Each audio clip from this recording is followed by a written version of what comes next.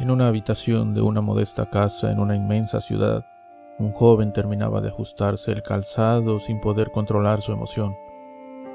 Con cada vuelta de las agujetas palpitaba no solo su corazón, sino su deseo por conseguir su meta.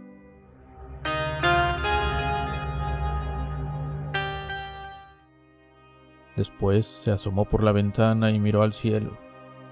No pidió ni rezó, solo reafirmó mentalmente lo que iba a lograr. Sintió un cosquilleo en los ojos y, en su interior, sus lágrimas reaccionaron, conscientes de que algo importante se aproximaba para él. Ellas no sabían de qué se trataba, pero, como él, temblaban de emoción y estarían listas. La madre del joven no entendía bien lo que a él lo motivaba, pero a pesar de su paralizante dolor en la espalda, ella le alistó la mochila, la cargó de una bebida y algo de fruta. Él se despidió, sin más, y salió.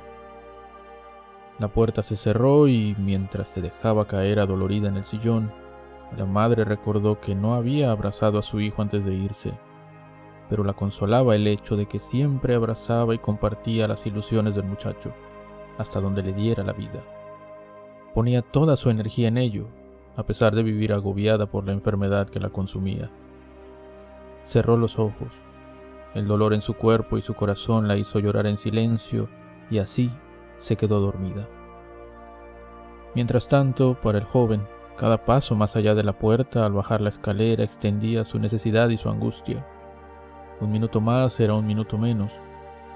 Debía darse prisa o no encontraría su meta, y eso no era una opción. Rogó que el autobús no sufriera retrasos y sus plegarias fueron escuchadas. Rogó que al correr y girar en cada calle éstas estuvieran vacías, y así fue, hasta que dio vuelta en la última esquina y llegó al lugar, al momento anhelado. A las puertas de un edificio de grueso cristal, recubierto de grandes anuncios luminosos, se agrupaba un considerable número de personas. Algunos de ellos levantaban las manos y extendían trozos de papel hacia una mujer que parecía controlarlo todo desde la misma puerta. Otros buscaban salir de la masa de gente entre jaloneos, y cuando lo lograban, llevaban con orgullo una caja blanca, pequeña, que cabía sin problema en sus manos. Ellos sí lo habían logrado. En el corazón del muchacho la emoción se convirtió en profunda tensión. Las lágrimas, sus fieles lágrimas, aguardaban en la oscuridad. Se acercaba el momento. El joven desesperado avanzó entre los demás hombres y mujeres, también desesperados, y llegó al frente, justo a tiempo para escuchar a la mujer. Las dos últimas personas son tú y tú. Felicidades, lo dijo señalando a otras dos personas al frente de la multitud. El muchacho aprovechó un breve silencio y gritó: «Tengo el dinero y un pase especial para hacer mi compra. Tengo el pase que me dieron hace 2 meses cuando compré la versión anterior de su teléfono».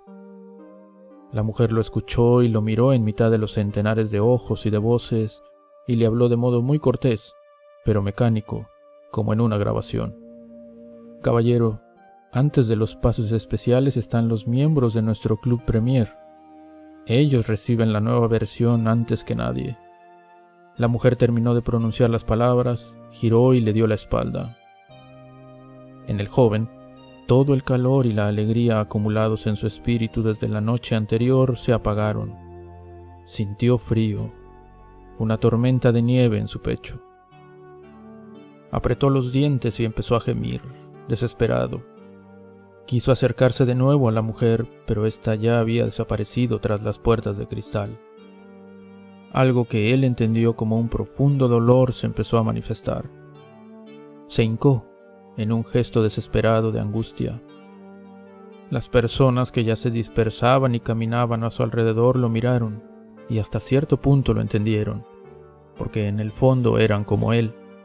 Compartían su ambición y su deseo por un objeto, y compartían el dolor por no poseer un simple objeto. Una leve llovizna empezó a caer y le pareció una tragedia, un aviso de su derrota. Todo fue oscuro para él. Con el rostro mirando al suelo se preguntó qué sería de su vida los siguientes 30 días. un eterno mes hasta poder comprar ese teléfono. Se sintió rodeado de enemigos. Entonces cerró los ojos, invadido por eso que él llamaba dolor, y empezó a llorar. Cuando todo aquel enojo abrió sus puertas, sus lágrimas, siempre fieles, compasivas y ciegas de amor, se lanzaron a aliviarlo. Empezaron a desprenderse de sus pupilas con toda suavidad, pero mientras lo hacían encontraron algo extraño, algo contaminado. Hallaron al hombre hincado en la acera, apoyado sobre sus manos, que estrujaban un puñado de billetes. Un puñado de billetes. Las lágrimas esperaban encontrar el dolor de alguien que ve desaparecer a un ser querido. Esperaban encontrar el dolor de dos personas que se separan, o la alegría de un padre y un hijo que se reencuentran. Esperaban encontrar el dolor de una madre por su hijo, o de un hijo por su madre. Pero en el mundo que las recibió no había nada de eso. Solo un hombre desesperado y en sus manos billetes. Las lágrimas lo entendieron y decidieron desaparecer. Justo después de desprenderse de la pupila, antes de caer al suelo, se evaporaban y huían, lejos de aquel hombre y su dolor artificial. ¿Por qué caer sobre un suelo donde nada iba a florecer? En la esquina de una avenida de la gran ciudad, el hijo siguió hincado hasta el anochecer. Bajo la lluvia, con la cara mojada, él creyó que lloraba, pero no era así. Estaba vacío. Solo sollozaba. Estaba vacío e ignoraba el verdadero dolor, el de la persona que en ese momento sufría en su casa y que, aún así, lo amaba. Nuestras obsesiones han construido sobre nosotros dolores que no lo son en realidad. Guarda silencio y los escucharás viviendo ahí, en tu espalda y en tu mente. Y una vez que los descubras, podrás empezar a deshacerte de ellos y cada lágrima tuya valdrá la pena.